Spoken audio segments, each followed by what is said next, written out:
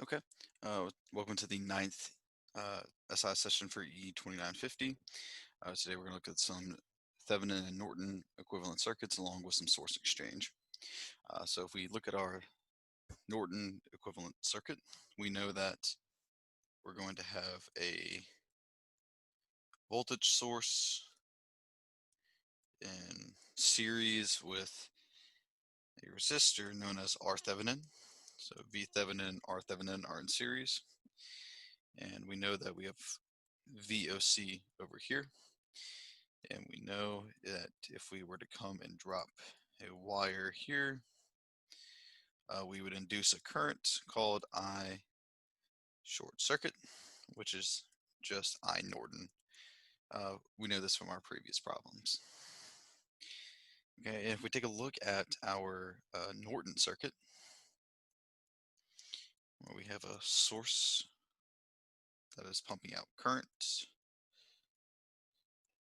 and we know this one's going to be in parallel with the same Thevenin resistance. We'll still have this plus minus VOC. And then just as before, if we were to come and put that wire here, we would get I Norton would bypass this branch because this right hand branch has the least resistance on it, no resistance. So this is where we can say I Norton is equal to I short circuit. And the way we can relate these two is by the equation V Thevenin is equal to I Norton R Thevenin, which is just equal to the I short circuit R Thevenin. Okay, so we've been working with those a lot, but we've heard this term probably in this course, source exchange. So what does that actually imply? Well, what that means is that say if we had a current source that was in parallel with a resistor, and we're having issues analyzing the circuit, so in such a way that it would be easier if we had a voltage source in there.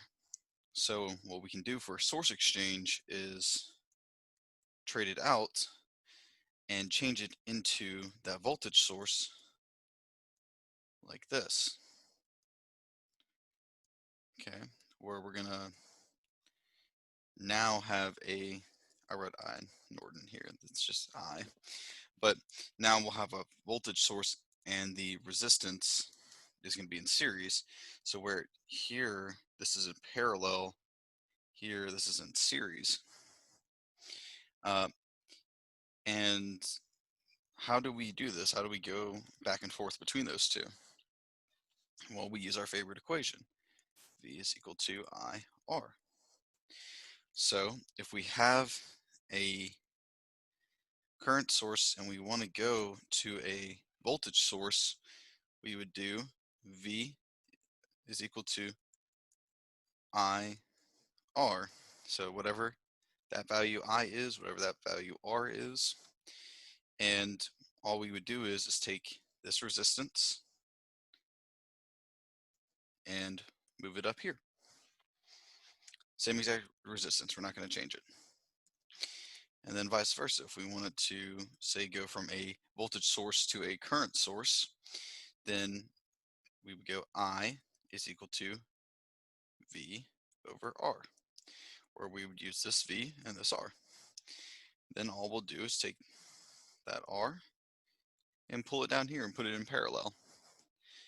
And we can just go back and forth as many times as we want doing that. But we have to remember to use that relation, okay? Now, what if they're pointed in different directions? So let's say that, you know, what if our battery's pointing down this way? And we have the resistance down here. What does that look like over here?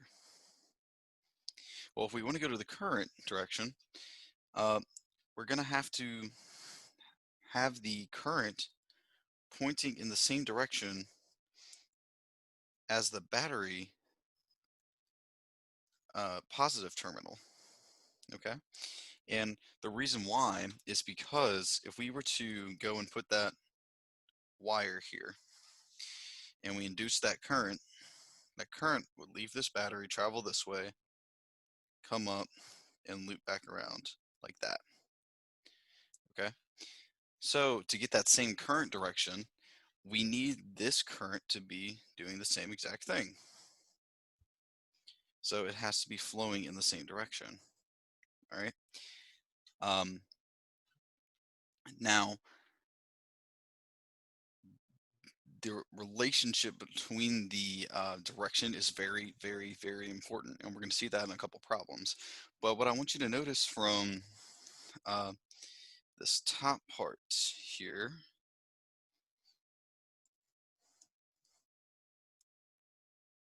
is, what do these two look like? If you guessed Thevenin and Norton, you'd be 100% correct, because this is where we derive the source exchange from. It's this relation back and forth between those two. All right, well, that is it for the concepts. I will see you in the problems.